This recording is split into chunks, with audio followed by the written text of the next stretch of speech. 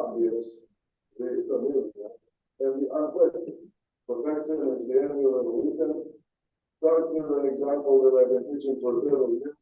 Think about the city, this case, the city grid that inspired people to think that we cover the city area by walking along the grid. No, we move as tree-shaped flows, and basically converting to a bunch of pictures after the beginning, after the end of the event. And so that's the on the street, not the ones and big enough to get to the smallest alley. The smallest scale of this design, urban design, is exemplified by the Atlanta airport on the left. Here you have a combination of walking and riding on a train, meaning the individuals who inhabit this area have access to good speeds. And the problem is the island of the aircraft is fixed, but the shape of the territory is up to the designer. This was a problem faced by the designers of the Atlanta airport, which was opened in 1955. So I had to do with them, obviously, because I was just entering first grade in 1955. But they came up with the right design of the genocide. There must be a balance between standing in your shoes and sitting on the train, you see. And that balance is responsible arriving at, for discovering the shape equivalent that offers every mover on this rectangle greater access or greatest access, which means minimal travel time between any gate and any other gate. So that gives a mathematical skipping. The conclusion is that yes, mathematically we can discover the optimal shape H over L, and the minimum average travel time that this society of air travelers experiences. And then with the mathematical solution on the right side, it's the dimension squat. Sigma any shape is divided by the opposite shape. And on the any average level time divided by the thing is called this. It is smooth, and called convective, which is located at points 1 and 1. You see? So that's the end of what was known a few years ago in the course.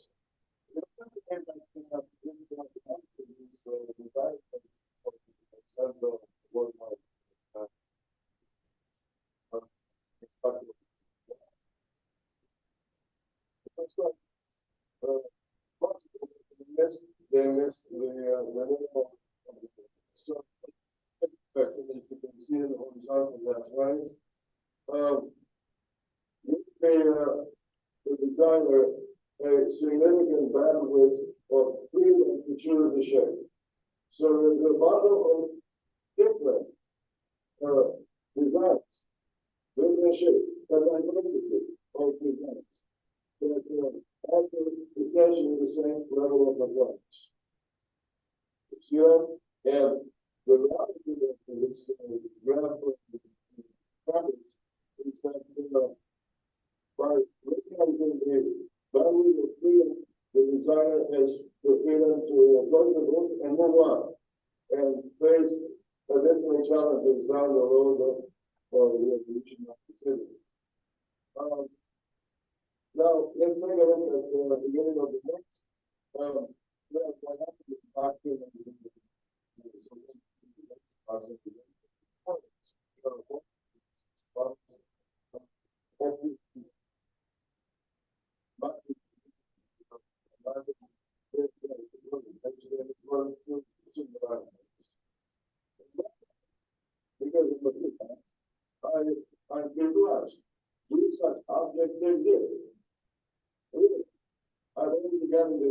yes, they don't.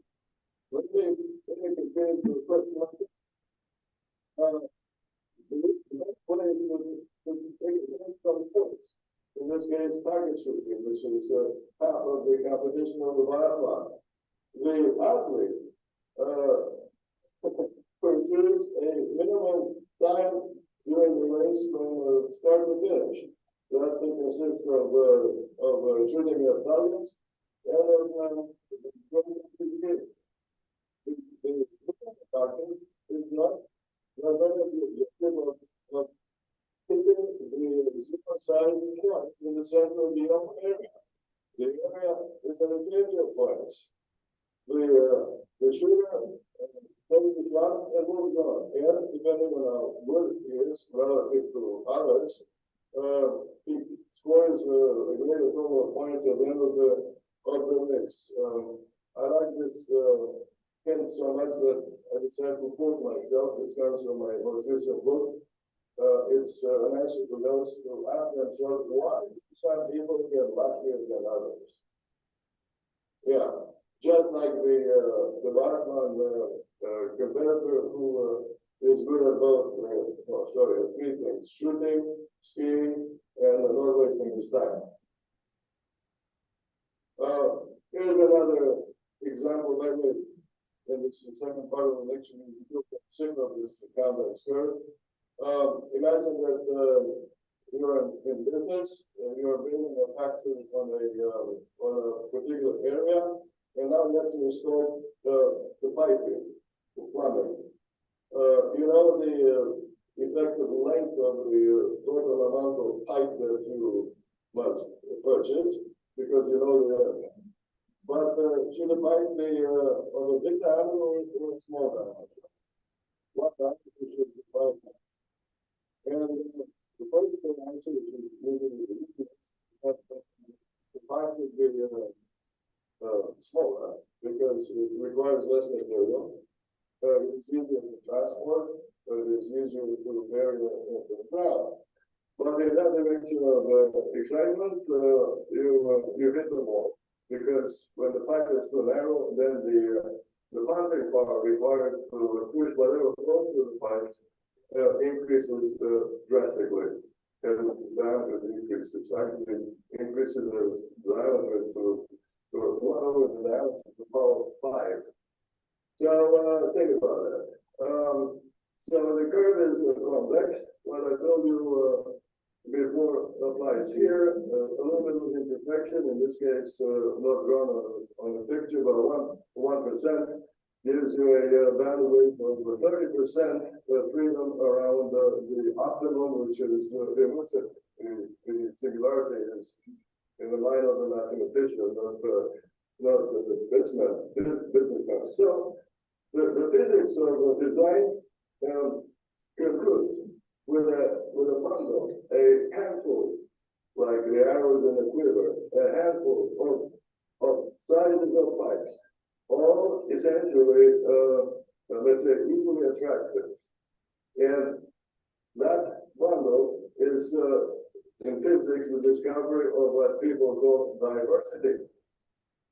And when I hear people, I know what diversity means because I come from a Latin-based language. But when I hear people who don't come from my background speak a word that's long, meaning a word that comes from, say, Latin or Greek, I immediately reach for my dictionary. So here is the definition of diverse. Here, it comes from the verb diversus divertere, which is the act. The act of when you look at the bunch of things, setting aside what is different. What is dissimilar? That is it. So diversified means varied. Or diversity is the quality, state, fact, instance of being diverse. It really means variety. Period. It doesn't mean anything else. And I continue then with another drawing with the same convex curve. It addresses the question in the mind of the airplane designer, or for that matter, in the mind of the zoologist whose work is in animal design. What size should the organ have? The organ on the airplane or on the bottom? In this case, imagine an engine, a little pump, working on the vehicles. And we're looking at dynamics that the best size, the greatest by the size of the best size of it's required when the full passages are wide, contact surfaces are wider as well. That means irreversibilities are decreasing monotonically. So the best organ by itself is in the limit of Indian size. Well, in that limit, once again, the designer hits the brick wall because the bigger the organ, the heavier the organ, and the more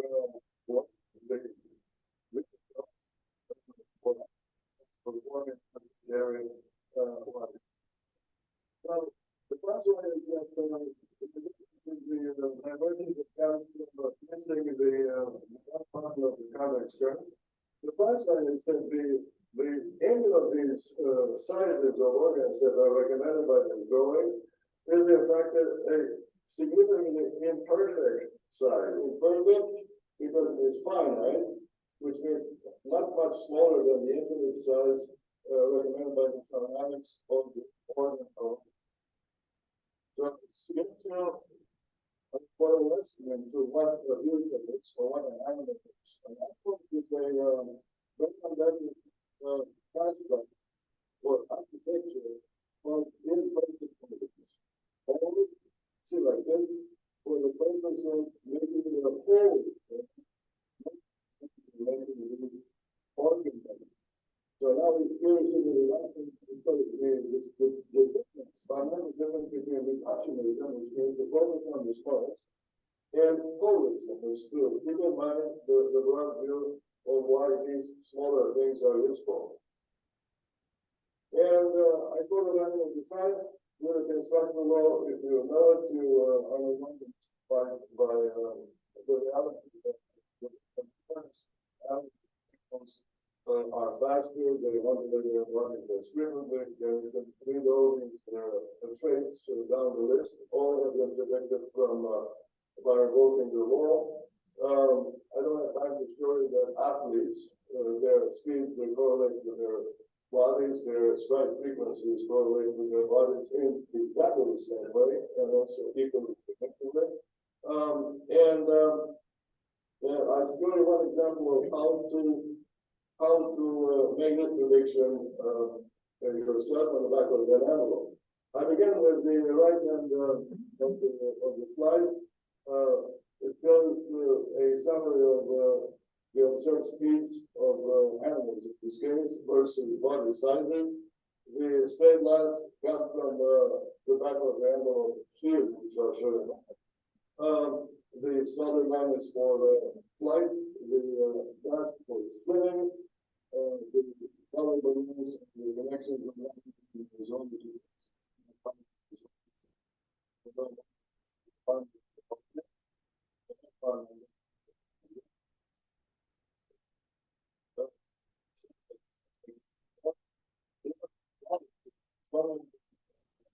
sciences that made you famous. But that's the statue with the professor looking up the nose of the camel. Get interested in the history of the university, not just in the history of that professor. Okay?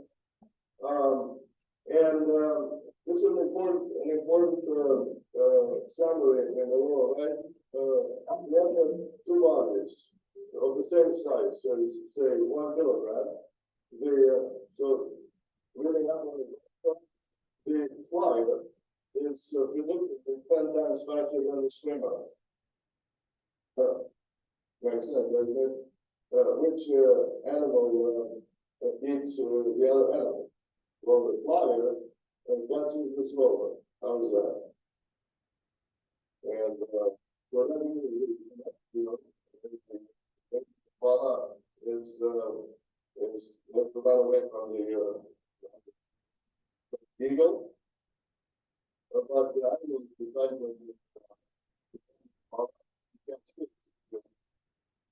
that's the way I really work in this slope direction. animal movement came. It came from water, and it keeps expanding in both the space and time. And the upper sketch is the introduction to the next slide. It is about predicting what's on in the lower right. A bird in cruising flight, that is cruising altitude and cruising speed. It is doing two things, two efforts. One, by the way, we're going to do that. It is doing work on the system to lift itself back to the flying altitude because the bird is work. And also doing work outside.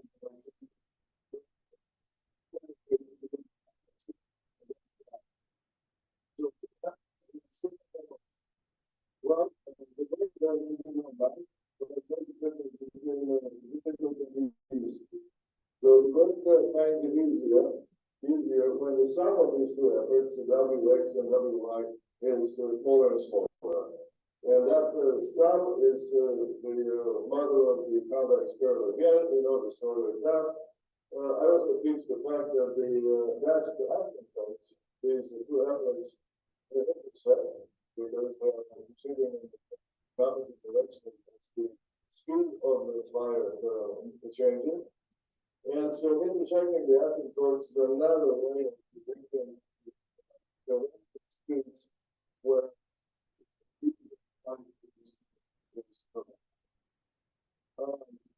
now, it looks like the driver of the pinpoint,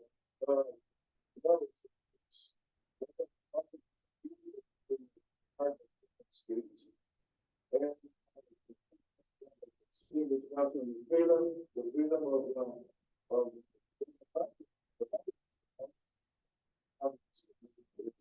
it's slow.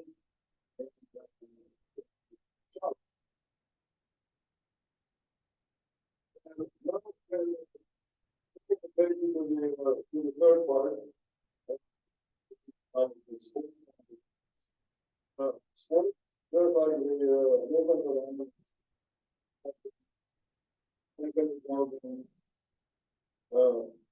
because of increased movement or increased access. And generally, display again. The Olympics will be last step, then last step.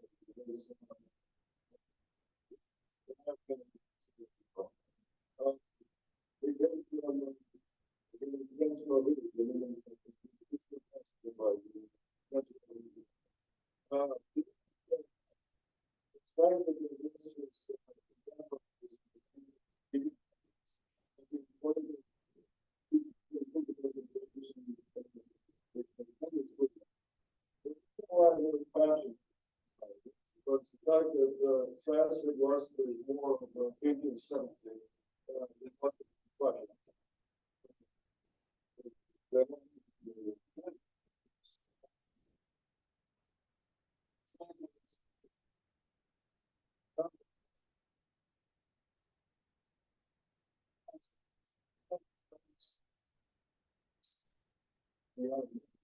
Without the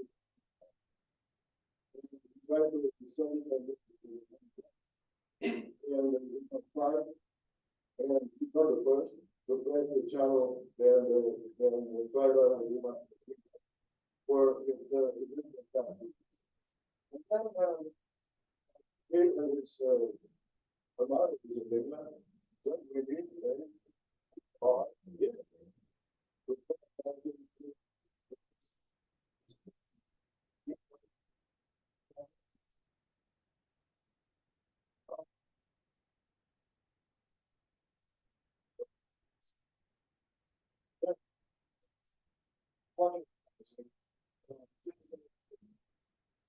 But it's not. The song that I did.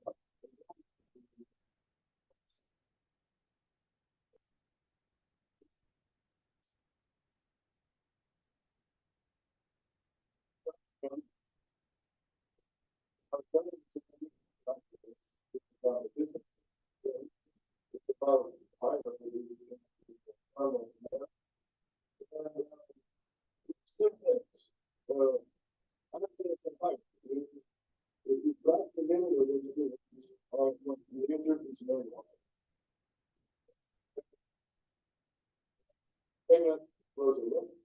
The Olympics started in the turn of the 20th century, so now we're working on the spring. The participants are well represented by the winners. Who will be on the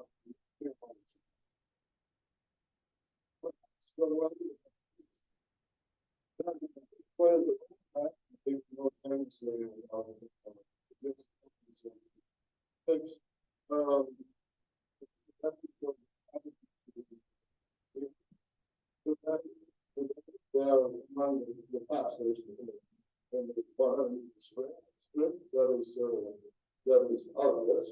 But the participants are from all directions and all origins imaginable.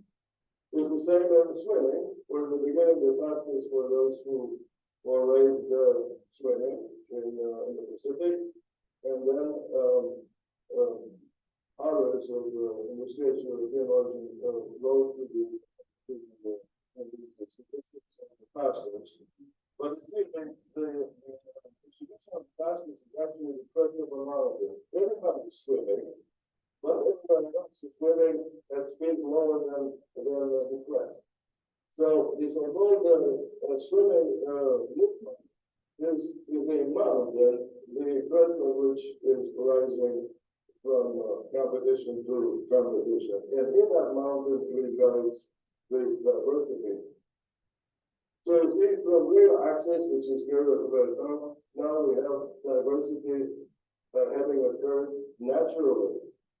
It's like the horse, the carrot in front of the horse, okay? Yeah. Same thing happened in the case of women in athletics. The same change over time. I'll never repeat the conclusion, the description. Now the conclusion is educational.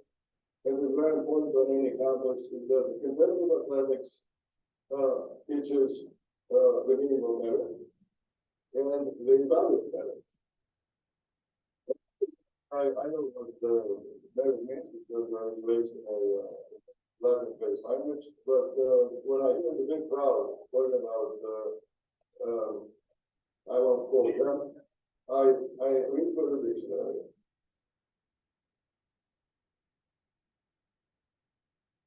The takeaway from the lecture is that from freedom and access down evolution, performance is directionality and diversity. Not the other way.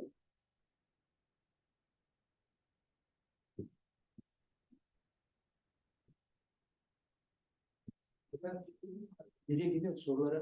Hocam burada. Hocam burada hocam. Yes. I'm here. Okay. Thank you very much. If there are, with your permission, if there are questions, we can ask to you. Is there any question? Is there any question?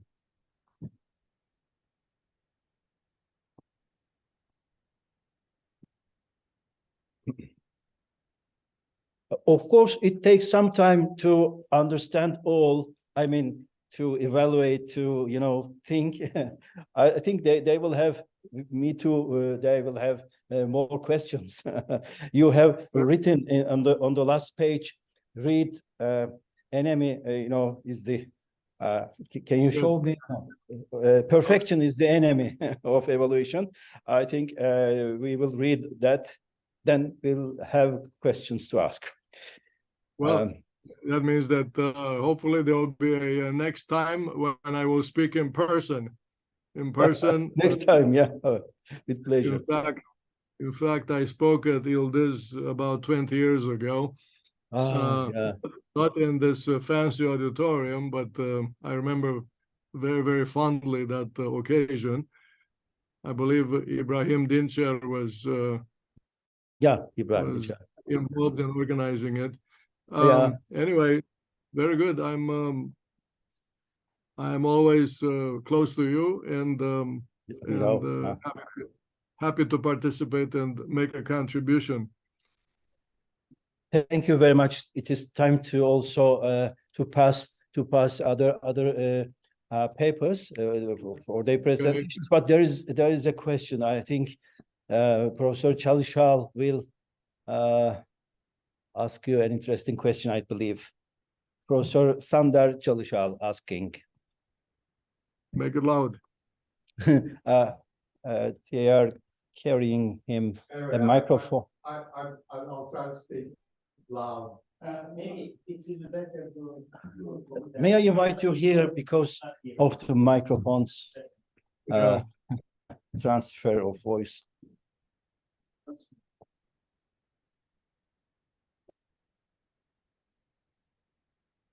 Thank you very much for a very interesting presentation. And I'm wondering how you can link your presentation with the Darwin's way of looking at the nature and the survival of the fittest concept, for example. Please speak to me. Speak to me. Speak to me, not to your colleague. May you speak directly to this point? Okay. All right. First, thank you very much for a very interesting presentation. My question is, how do you link your presentation with the Darwin's way of looking at survival of the fittest concept, for example? So I had a question mark if somehow the conditions move the best point somewhere else. Okay, well, I will answer that. First of all, I don't know about you, Yadildis, but I never had any use for Darwin and the survival of the fittest. The lecture I presented was pure theory. It was predictive, among other things, meaning in addition to showing how to anticipate flow architecture, it arrived accidentally at discovering the physics origin of diversity. And that very word contradicts this fight for survival, this predator against prey that comes from the quote that you just spoke. We have no use for this. The world in which we thrive, actually, never mind the survive, the world in which we get better from decade to decade is a diverse world, and it comes from the fact that I call it the constructor law, which is the universal tendency of flow architectures to morph with freedom, so they provide easier access to everything that moves. You see this in the evolution of technology, say maritime or aviation. That's technology. But in the evolution of social organization, the traffic in the city, the rule of law, by the way, is constantly changing, and that is the human realm. But we are just one part of the bigger picture called the biosphere, where everything that I said has been happening for much longer. And even longer history is displayed by the inanimate, called the geophysics, the river basins, the deltas, the winds, the oceanic currents, the movement of the tectonic plates. All these things have been morphing with freedom forever. And so this is evolution. It is, to us in engineering, not a surprise. We have in engineering design the concept of degrees of freedom. Without them, there is nothing to talk about. meaning there's nothing new tomorrow. But this is the message that I think we engineers, especially those who do engineering science, could pass on to our colleagues who are specialists or experts in their own domains, from biology to economics to business to government. That's frankly, my purpose with this kind of video is to reach out to a wide audience. And by the way, the beginning of the video was with 3 quotes from important authors in our civilization here in the West. I think that's very important to realize that the aha of today has been happening in the minds of quite a few people before, and those people were not scientists. Think about that. They were kind of, I would call them normal people, you see. So that's the reason why I smile when I answer this question.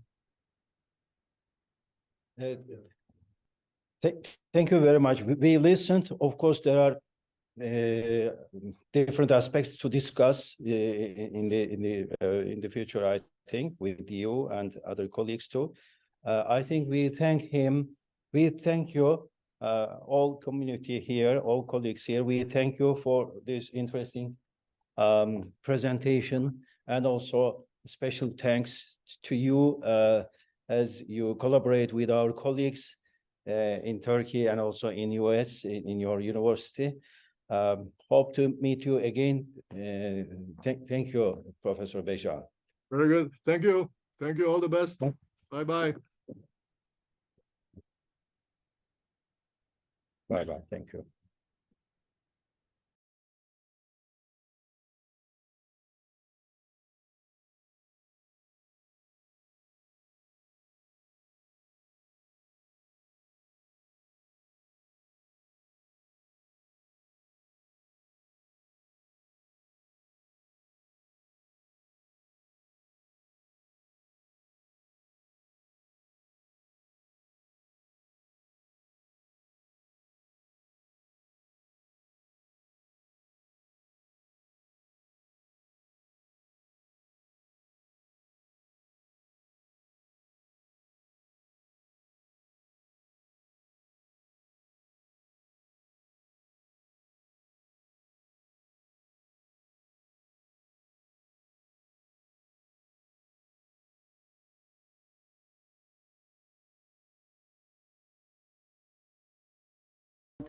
What was your presentation number?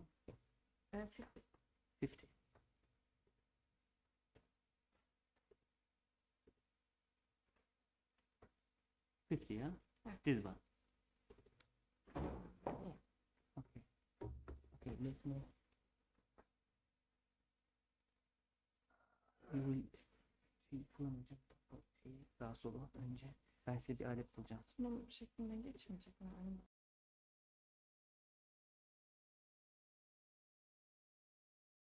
Ben takacağım.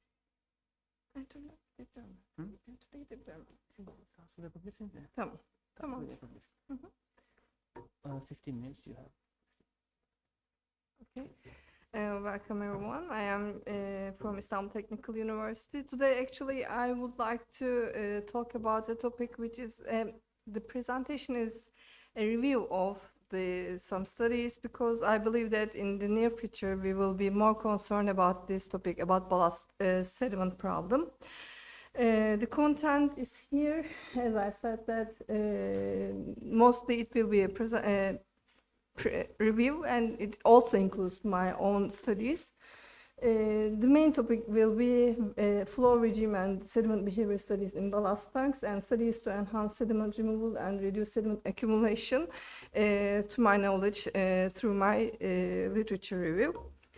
I believe that we all know that the International Convention for the Control and Management of Ships' Ballast Water and Sediment is in force since September 8, 2017, and we are coming to the transition phase. By the end of 2024, all ships will be required to install ballast water treatment systems. But here, I believe that there is a forgotten aspect, because most of the community have focused on the ballast water itself and also the eliminating the organisms in the water phase. But when we look at the name of the convention, we see that there is also another part of the convention, which is sediments, and also it includes some regulations about sediments, which have been forgotten. Today, the topic of my presentation will focus on the answering Regulation B5 of the Convention, which includes, actually requires ships should be designed and constructed with a view to minimize the uptake and undesirable entrapment of the sediments, and also facilitate removal of the sediment. Well, what is the sediment problem itself? When we look at the literature,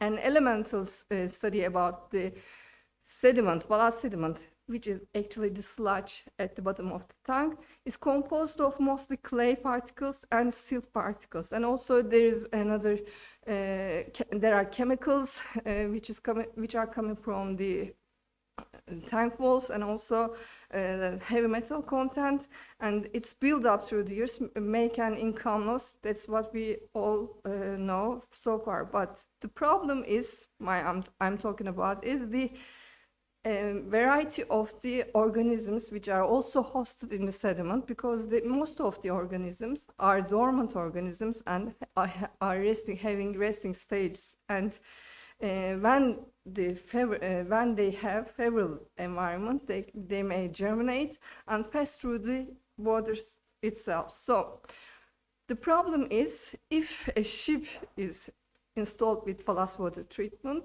the existence of the sediment may jeopardize the compliance with the convention. When we look at the ballast water treatment systems, we see that mostly the treatment systems have two basic components: primary treatment and secondary treatment. And primary treatment is where sediment can be removed out of the ballast tanks, but the limits of this primary treatment are mostly smaller than the sediment particles which are found at the bottom of the sediment. And the challenging aspect, actually, the main thing is that ballast tank design does not include any special consideration for flushing efficiency during ballasting and the ballasting operations. And we know that they are complex structures, resulting in complex flow regimes during the ballasting and the ballasting operations. On the other hand, sediment transport is another complex phenomena, which depends on a variety of variables, actually. And finding solution, determining the real problem, makes it a challenge from my aspect. And when we look at the studies in the literature so far, I've been working on the sediment issue since 2016. And my colleagues have some also project about this, and we have seen that by the time there is an increase both detecting the organisms and the works to solve this problem. And the studies have started with analyzing the flow regime, trying to analyzing the flow regime and sediment transport issue, and then later on the studies have concentrated on finding solution to this problem. So the flow regime study starts with Chang and his colleagues, and also Wilson. They are together working on the subject. They use CFD analyzers. We know that CFD analyzers are the most employed technique for analyzing flow regimes. But when all elements are in charge, it is hard. It requires much resources, computational resources, and time. And they have also studied eliminating some tank elements, but they have seen that there is a significant differences in safety analysis when they include these elements and they eliminate them from their calculations. But there's an outcome from their study. There exist numerous spots where the flow rates are almost dead, and they are susceptible for sediment accumulation. They also figured out that if there is an increase between incoming and outflowing fluid, there are some stratifications, so it is hard to comply the exchange rules by just exchanging in this structure. When we move on to 2015, we see QNAIMS. They developed a mathematical model. Actually, they use a multi-zone network model approach, which is widely used to analyze ventilation problems for the large and medium scale buildings. They propose some structural change in the ballast tanks. These, the red numbers are the places where they have suggested change. And also, they have seen that for improving flushing, they command to set a single outlet that's far from the inlet, and they identified configuration for the J-type bottom side tanks. Here is this my colleagues and our study. We have conducted series of studies to investigate the sediment accumulation pattern in a double bottom tank, with simulations of ballast voyage tanker under rolling motion. As a first approach, we have performed a preliminary 2D analysis with an open source safety solver based on Lattice-Boltzmann method, and we have figured out that during this analysis, eddies sweep through the bilge area during rolling motion, and the flow of the water accelerates towards the center plane but slows down as it approaches the bilge. And the flow in the regions near the center girder around the bottom longitudinals is nearly stationary. So we thought that there will be sediment accumulation in this central area. And we have confirmed this with our experimental studies. This is the experimental setup that we have used in our faculty. And these are some figures from our research experimental studies. You may find more details in the publications that I referred to. Later on, Amarsona and his colleagues have made a contribution from the sediment aspect to understand the effect of the sediment-dependent factors in the transport phenomena. They have conducted some experimental studies by using FastCam and coupled with the transparent duct, and they observed that the particle size is very important in the transport phenomena. If the particles are smaller than 0.6 millimeters, they are transportable when the flow rate is about 5,000 meters per hour. But they have seen that larger particles are poorly transportable due to mass forces, and they also draw attention to the cohesion factors for the sediments. Because agglomeration cannot be neglected in the determination of sediment behavior. The particles depend differently when they are agglomerated. And last contribution is coming from Pereira and his colleagues. They utilize an experimental and numerical method to investigate removal of bottom sediment from double bottom tank again, and through flow-through exchange. They simplified the model tank to investigate the effect of sediment density and flow rate. They also used a Lagrangian meshless particle-based numerical method. They've seen that when ballast exchange via flow-through method is applied, sediments are trapped between the stiffeners and they cannot be easily removed. The removal of lighter sediment is enhanced by increasing the flow rate, but the benefit from increasing the flow rate is limited if the sediment is not perturbated. And as lighter sediment is much easier to perturb and disperse, their removal is much easier. These were the studies on determining or analyzing the flow or sediment behavior in the tank, as far as I could find in the literature. When we look at the solution approaches, we see a contribution from Johan and his colleagues. They have conducted a numerical and experimental study and proposed a ballast water flushing system, which is based on the circulating the ballast water in the tank. Actually, they used a pipeline spanning through the ballast tanks, and they have circulated by injecting the ballast water itself from the bottom and also passing this circulated water through a hydrocyclone to separate the sediment from the ballast flow. Their system has gradually decreased the ballast tank with this ballast sediment from the tank with a sufficient time.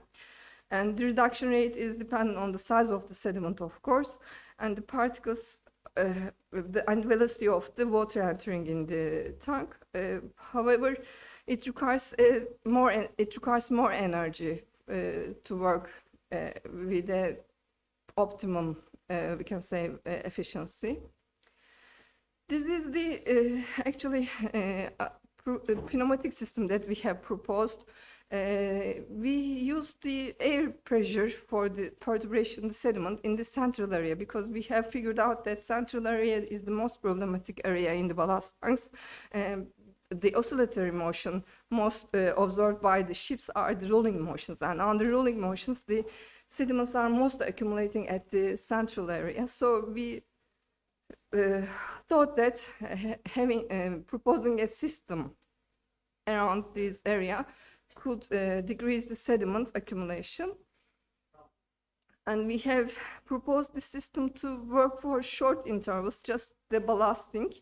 As it would work, we believe that it will be relatively less energy consumption.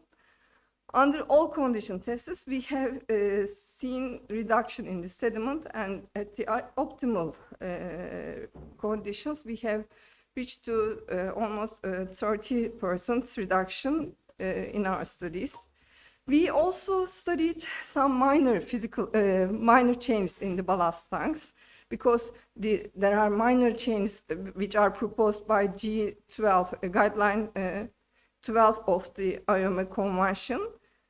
Actually, we have seen that these minor changes doesn't contribute to reduction, but they contribute to motion of the sediment towards the central line. So combining these two, we believe that there will be more sediment reduction, and we have tested it also in the laboratory scale. When it comes to Pereira and his colleagues in 2021, they employed a two-dimensional reduced scale model of a double bottom compartment. Here we see in the figure, the upper compartment is the main ballast tank proportion of this model.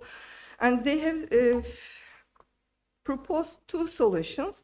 In their first solution, they used a deflector, flow deflector, which is placed in the middle of the ballast tank to induce a higher velocity flow and vortices to enhance the dispersion and the removal of the sediment. They have also tested three different angles for this perturbator deflector, and they found that the best results are they have get the best results when this deflector is perpendicular to the flow direction, but the effectiveness of the deflector is limited to the mid and rear areas of the tank. They also had the second proposal. In this proposal, I don't know, actually, the upper inflow was cancelled out, and they proposed to take ballast water from the bottom and inject it to the ballast tanks. By injecting ballast water through the tank, by taking on ballast from the bottom, they were planning to perturbate the ballast sediment at the bottom, and then this perturbation would help the sediment removal. They find this very efficient as a method to eliminating the sediment, but because between the stiffeners there were trapped some sediment particles, sediment mud actually, not particles, more than particles, maybe we can say sediment masses are better definition. And they also noted the complexity and the feasibility issue of this physical implementation of the bottom injection.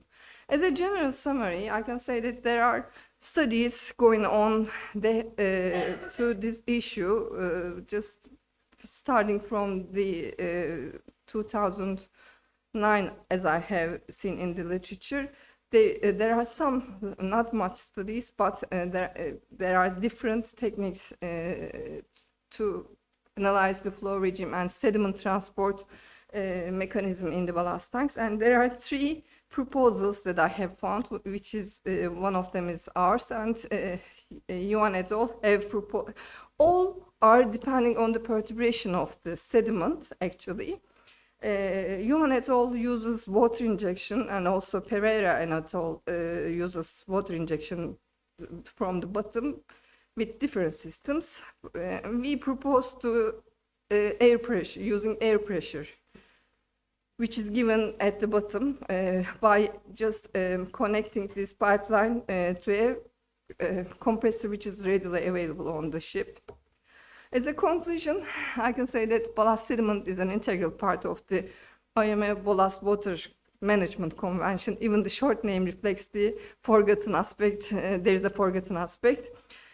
Organisms not only cause continuing ecological and public health risks, but they may jeopardize compliance with the ballast water standards, even if the systems are installed. There's an awareness campaign, made by the Globalast program in 2017, and considering the experience that we have with the ballast water itself, I believe that in the near future we will come up with this sediment issue more and more. Involvement of naval architecture will be required both in analyzing the flow regime in the ballast tanks and sediment transport phenomena, and also the studies on systems to reduce the sediment accumulation will be very beneficial for the future. This is from my point of view, of course. Here, I'll come to that. Thank you very much for listening. I would like, if are there any questions, I would like to answer or comments or yes. Now, in your presentation, you mentioned that there are very small size particles, sand-like particles. But most of the particles are in the clay and silt size, smaller than the sand. There is the one elemental study on the ballast water, but it is a European Union project, BALMAS project. It covered, as far as I know, the Italian area, Italian Sea area, and they figured out that most of the ballast mud is composed of silt and clay particles, which are much smaller than the pre-treatment process of the ballast water treatment systems. I think, if I remember correctly, the important parameter is the acceleration of the flow, not the flow of gravity, but the Acceleration. flow acceleration. So I thought that if you can have a, say, sinusoidal stream, maybe that will help a little bit. I'm sorry. Because the theory of sand transportation suggests that the first sand particle will leave if the acceleration of the flow is there. If there is no acceleration of the flow, it will not go. I mean, that's what I meant. Thank you very much for your. So engineering applications suggest that you have to have a pulsating flow field. Thank you very much. We will consider this for our future research. Yes, please. Thank you very much for your interesting presentation. I also remember there are studies, or maybe just one, that was looking at open circulation in the river, as the ship moves. Yes, but it was not directly targeting the sediment problem. It was for ballast-free ship design. It was from Parsons and his colleagues from United States, Michigan, as I remember. But this was not this study was not aiming the sediment problem. So I had a little time here, so I just wanted to focus on the problems which exactly target the sediments and ballast flow inside the tank. I was just wondering whether this circulation may also clear the sediment. In this study, when I examined this study, I seen that there are some, due to pressure differences, there are some places where the flow is stationary during the exchange. So there may be, again, some sedimentation at that places, but these were conceptual, as I believe. So it did not complete it so far, but maybe this sort of the solutions may solve this kind of problems as well. So are you also looking at the capability of the presentation? Are you also applying the alien species? In this study, no, we didn't focus on getting rid of the alien species. We only tried to figure out how to reduce the sediment accumulation. Filtering wouldn't work because the particles are too small for filtration. And yes, there are membrane filtrations, but the flow rate will be very slow for this membrane filtrations. So much for your presentation. Thank you very much. Our next presenter is Tayfun Uyanık.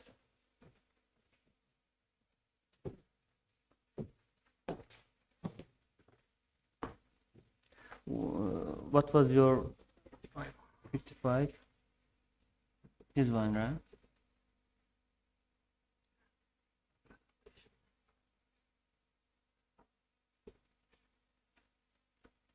Okay, can you use this one? 15 minutes. Yeah, I will be fast.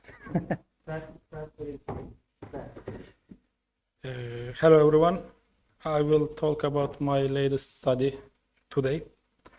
And today I am from Istanbul Technical University Maritime Faculty, and I'm working with Professor Yasin Arslanoglu, and I finished my PhD this year. My studies sections are here: introduction, methodology, case study, and conclusions. Firstly, I want to say something about the introduction of my study.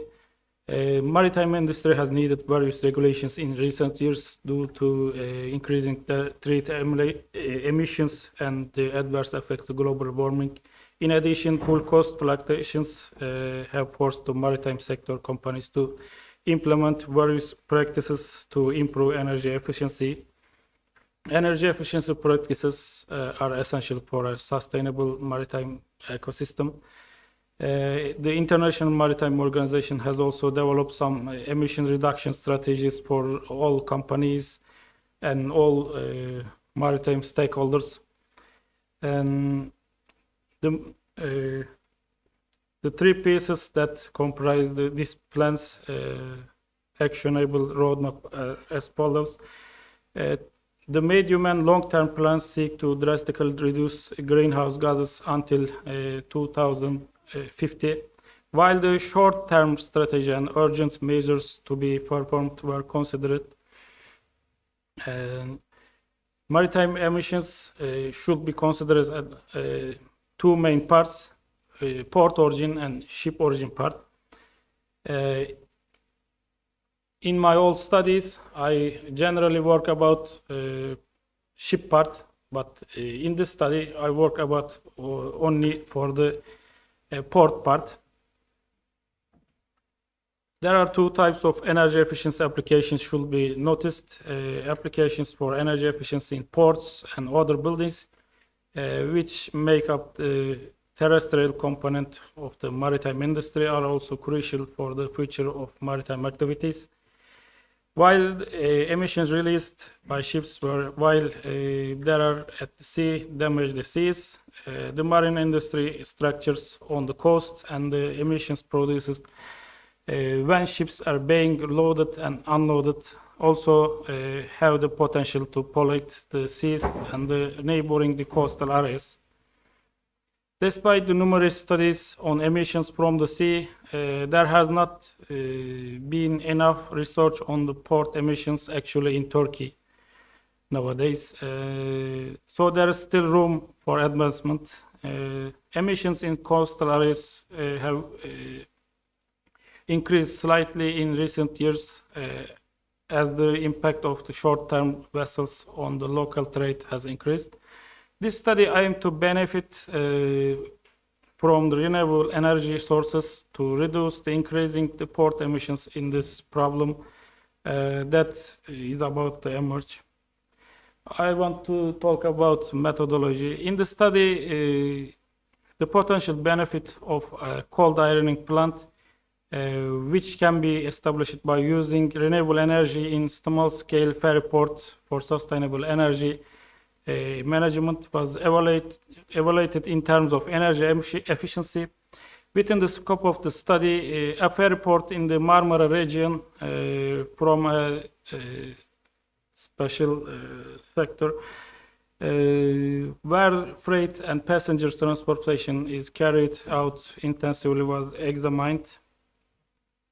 Annual energy consumption from the port is taken on a monthly basis. A solar panel system suitable for the region was designed by examining the data received. The solar panel system designed in such a way that it can both charge the batteries while the ships are on shore and reduce the emissions on shore. If the solar panels cannot work efficiently in the adverse weather conditions, the system is arranged to be fed from the electricity grid. This is the methodology used in my study. This is the case study, alternative energy approach in green port application, solar panel application for the energy supply. This study proposes a cold ironing infrastructure using alternative energy for a ferry port located in the Marmara region of Turkey. Within the scope of the study, first of all, the physical characteristics of the port and monthly average energy data were discussed. In the table 1, the physical characteristics of the port and the dimensions of the area where efficient solar panels can be installed are given. And the second table, we give the installation cost of the solar panel system that can be installed in the port after the data on current installation is obtained is given. The current annual CO2 emission value before the system is installed and potential emission value after the system is established has approximately determined. These values are shown in table 3. We can decrease the CO2 value approximately 28% annually. I want to say something about the conclusions of my study. This study, which aims to reduce the CO2 emissions from the maritime activities on a port basis, analyzes comparisons such as installation of the solar panel system, the amount of emissions before the installation and amount of emissions after the installation was made for the one of the two ports of the ferry enterprise examined, considering the installation costs of the solar panel system, the initial cost of approximately $1.7 million arises. In addition, such a system has an annual maintenance cost $15,000. The analysis showed that a solar panel system to be installed can reduce the emission rate in the port area approximately 28% annually. The annual solar radiation of the region was considered while performing the analysis, considering the limitations of the International Maritime Organization. A significant amount of emission reduction has been achieved in such business with a budget that is not very high for the maritime industry. It should not be forgotten that such an emission reduction will significantly reduce the inputs of this enterprise. However, this reduction will ensure the depreciation of the costs of the system over the years and will make the business profitable after the particular stage. These are my references. Thank you for your attention. Any questions, any comments? Thank you for your presentation. I would like to ask you about the perspective of the amortized years for the initial investment. Yeah, we are still working about it. Actually, we wrote a journal paper. We sent to a journal. Now it's under review. Now we discussed in there these issues. Actually, it was 5 or 6 years. Yeah, if we think about the, how can I say, efficient period of the solar panels, maybe 25 years. It's a good value. Yeah. You are welcome. Any questions? Thank you so much for your presentation. And today's last speaker is Ahmet Hanji.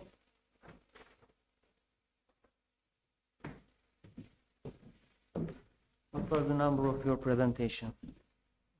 Okay.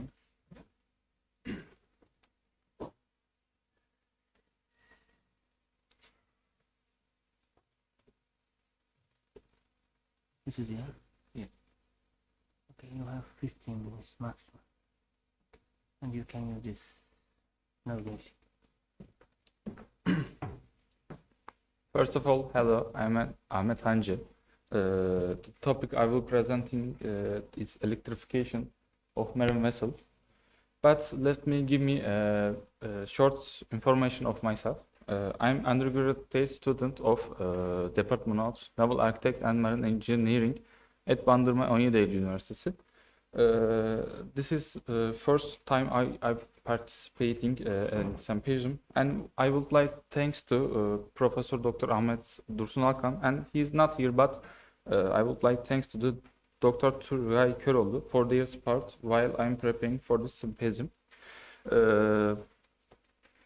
Today, why should there be development of electrification in marine vessel? Why should it be directed? And what happens if there's an improvement? I will focus on this topic, such as, and we take a look at this table of contents. We see a introduction parts and history of main principle of marine vessel propulsion system and alternative electrification methods used today. Introduction is air pollution and global warming, which have been increasing in recent years, are harming planets we are living on and making living condition difficult. This issue, one of the main problem that international organization also consider as a problem. This problem is caused by factors such as many industrial area and excessive amount of private vehicles and transport vehicles. These are measures that can be taken to prevent to reduce this problem. Today part we look at for precaution in sea transportation vehicles. Sea transport vehicles have traditional diesel engine and at the same time emit a certain amount of greenhouse gas emission around. These are there are alternative ways to reduce this. One of the ways to reduce is the electrification of marine vessel, which is the current location. History and marine principle of propulsion system. The propulsion system on ships work obtaining of power and transferring the power to propulsion system. Of course, this is a general principle. In the past, different ways such as muscle or muscle of wind have been used as a propulsion. With the steam engines that started to be used in 18th century, the mechanization was started in propulsion system of marine vessel. 19th century, diesel machine starts to be used on ships after Rudolf Diesel received the diesel machines patents. The reason why diesel machines are one of the most common systems are used on marine vessel. First one is inexpensive fuel efficiency and high power engine. However, there's also disadvantages. This can be listed as follow. Diesel machines are heavy and take up high volume. Limited options are available for position on the ships, and they work emitting loud sound and vibration, and the crew can negatively affected by vibration and loud sound. The last one is it performs emission of gases harmful to environment. Although it has low fuel cost and high efficiency, high engine efficiency, alternative ways have started to be investigated due to the fact that damage it causes nature is quite high. In this research, three different alternative systems will be examined as follow. Ships with high fuel cell power generation system. The second one is ships with battery electric propulsion system. The last one is ships with hydrogen propulsion system. The first one is ships with fuel cell power generation system. Fuel cells are electrochemical system convert into the chemical energy into electrical energy. It allows the chemical energy of fuel substance convert into electrical energy and heat. All fuel cells work with basic principle. Let me explain. The system has two electrodes and rods. That's elemental called electrolytes. One of the two electrodes rods is anode and the other one is cathode. The anode comes from the tip. The fuel is divided into ions and electrodes. Ions will form from water vapor when passing through the electrodes. Electrons are transmitted from the cathode and the electric current is obtained. Resulting electric current is transferred directly to the electric motor. The different mechanical propulsion system is right the way. Electric motors. Different response will occur to different types of fuel and different byproducts will appear. And this system has some advantages. One of them is energy efficiency is quite high. Another one is greenhouse emissions are low. It's work in silent and low vibration, so that crew not negatively affected by vibration. The last one is it provides convenience as weight spread. And however, there's some advantages that come with it. First one is most hydrogen fuel still produced from fossil fuel, and time of the product it's still damaged the environment. The other one is its high cost system.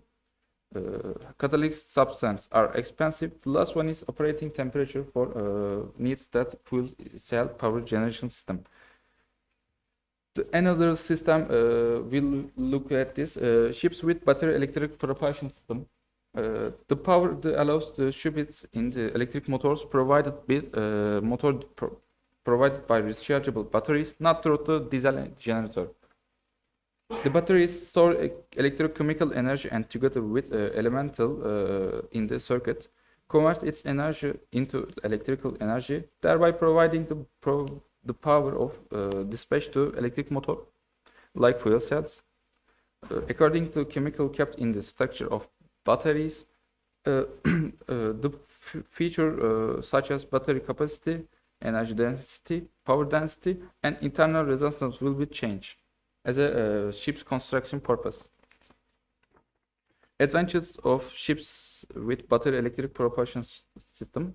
I will keep this short, this topic for limited time. First one is weight distribution. There is no mechanical propulsion system as a directly lithium transmit. We can transmit the power with the electric motors. If we can where the take out batteries on ships, this substance has advantages over mechanical system. Productivity and energy saving. While the efficiency diesel engines is rank about 50-55%, only on ships with electric motor, energy efficiency can see ranks of 95% and above. With the system causing losses at lower rates, it makes it possible to save on energy product consumption and transfer. And the another one is first work and idle waiting. In the mechanical propulsion system need to be waiting for fuel is added and shipped. Crankshaft must be increased, and after having certain speed, fuel is added and shipped. There is no need for such a starting phase in electric motors. Movement can occur at any time. It's a movement maneuver. Desired numbers of cycles can obtain as soon as possible. The last one is battery pack aging. But battery aging on ships will be less than any aligned vehicle. The reason for this power requirement change in land vehicles and torque fluctuation that comes with it. And however, disadvantages battery electric propulsion is first one is temperature limit. The batteries are have internal resistance. It's an important consideration of determine the temperature limits of batteries and provides power according to them in ship's operation at low temperature. This is because it's caused damage to battery at high temperature or low temperature, and battery life is shortened. The other one is air outlet. Toxic and flammable gas formed as a result of any gas formation that may occur within battery. The gases are require careful transport and maintenance under necessary condition. With the danger of explosion in action with any risk, there is a possibility that it will negative effects on living beings and environmental around. The another topic is for battery electric propulsion system energy supply application from the shore part. Mechanical system and electric motor system need a energy supply from application shore or port, but this topic in the battery needs a rechargeable and how ships will be like full supplies of the ships. Rechargeable batteries are need to be energy for electricity. The only difference will be that ships will charge for batteries instead of fossil fuel. For this reason, the place where ships the battery propulsion system can only deliver this supply will be regions where it can be provided. Another topic is future of battery electric propulsion system. The proliferation of environmental and friendly and zero emission ships and issues in the agenda, technological advances are taking place to prevent global warming and reduce the use of fossil fuel. In this regard, battery electric propulsion system are system with the particle. If battery packs are developed and energy supply is expanded, zero emission ships will become widespread. The last topic is ships with hybrid propulsion system. 2 minutes. Hybrid propulsion system which are formed the integration system integration, traditional electric propulsion, traditional mechanical propulsion, and electric propulsion system in the same structure make it possible to provide the desired power and speed faster than traditional system. Here we are advantages is fuel consumption and efficiency, low vibration and noise level. The last advantage is flexible power distribution. However, this advantages ships with the hybrid propulsion system have a design complexity, weight, and area restriction. And last one is high initial cost. And this and last topic is discussion of conclusion. Electrification studies have been initiated on ships' technological advance by reducing the environmental damage of diesel propulsion system, which are widely used today, reducing gas emission. The most used system today are hybrid propulsion system for between three systems. The reason is that it still contains traditional power generation system because it supports the shortcoming in level development of battery packs with traditional power system. It's tempting that battery provides zero emission in the electric propulsion system. The use of system on short distance ships today and data obtained make an idea of ships operation directly with battery electricity in future.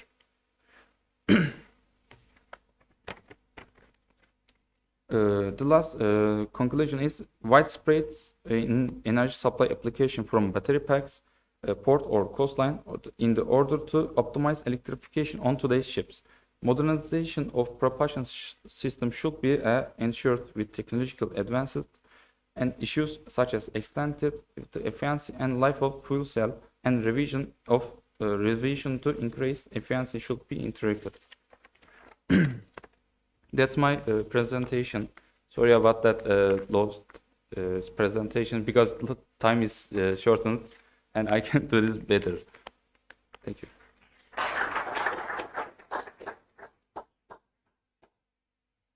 Any question, any comments for this presentation?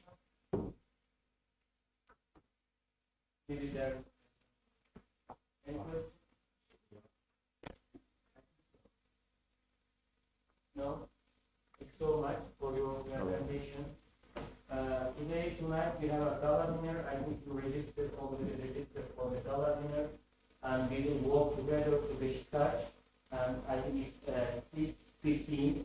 6:15 we will walk together in front of our faculty. Not to be there earlier, especially to move at